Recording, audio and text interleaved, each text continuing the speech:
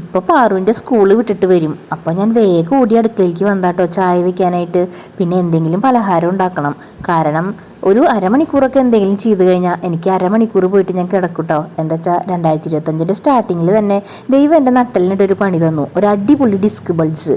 അതുകൊണ്ട് 2 മാസം full complete bed rest ആട്ടോ. അപ്പോൾ അരമണിക്കൂർ വല്ല വർക്കും ചെയ്ത് കഴിഞ്ഞാൽ അരമണിക്കൂർ എനിക്ക് പോയി കിടക്കണം കേട്ടോ. അത് ഇപ്പോൾ 2 മാസത്തെ ബെഡ് റെസ്റ്റൊക്കെ കഴിഞ്ഞിട്ട് എണീറ്റ് വന്നപ്പോൾ എന്തായി, 58 കിലോ ഉണ്ടായിരുന്ന ഞാൻ 66 കിലോ ആയിട്ട് നല്ല വീർത്ത് വന്നിട്ടുണ്ട് കേട്ടോ. ഇപ്പോൾ ഇതേ ചായയൊക്കെ വെച്ച് കഴിഞ്ഞു. ഇനി ചായ നമ്മൾ നന്നായിട്ട് ആറ്റിയെടുക്കുക. അപ്പോഴാട്ടോ ചായക്ക് നല്ല ടേസ്റ്റ് ഉണ്ടാവുള്ളൂ. ഇതിപ്പോൾ ഞാൻ പറയണ്ടല്ലോ, എല്ലാവർക്കും അറിയാമല്ലോ അല്ലേ. ഞാൻ നന്നായിട്ട് ചായ ആറ്റിയെടുക്കും കേട്ടോ. പാറു പക്ഷേ പാൽ ചായ കുടിക്കില്ല കേട്ടോ. പാറുവിന് കട്ടൻ ചായ കുറച്ച് കുടിക്കും, പക്ഷേ ഞാൻ ഇന്ന് വെച്ചൊന്നും കൊടുക്കണില്ല. ഇത് പേട്ടന് എനിക്കുള്ള ചായ കേട്ടോ. പിന്നെ ഞാൻ വിചാരിച്ചു 2 പഴം പഴുത്തത് ഇരിക്കുന്നുണ്ട്, അപ്പോൾ പഴംപൊരി ഉണ്ടാക്കി കൊടുക്കാമെന്ന് വിചാരിച്ചു.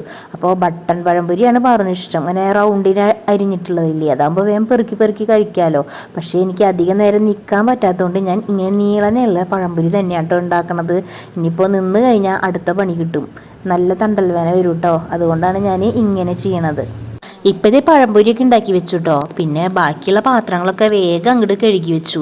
എന്നിട്ട് ഞാൻ ഓടണത് സമയം നോക്കാനാണ് കേട്ടോ. 3:30 കേട്ടോ പാറിൻ്റെ ക്ലാസ് കഴിയുക. ഇപ്പോഴത്തെ ക്ലാസ് വിട്ടു എന്നാട്ടോ ഞാൻ കൈ കൊണ്ട് കാണിക്കണേ. ഇനിയിപ്പോൾ നേരെ ഉമ്മറത്തേക്ക് പോയിട്ട് നോക്കിയിരിക്കുകയാണ്, വരുന്നുണ്ടോ എന്ന്.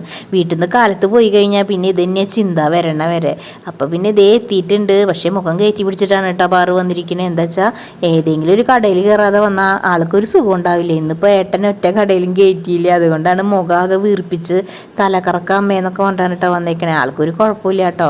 അപ്പോൾ എല്ലാവരും ഒന്ന് സപ്പോർട്ട് ചെയ്ത് തന്നെ സബ്സ്ക്രൈബ് ചെയ്യണം കേട്ടോ.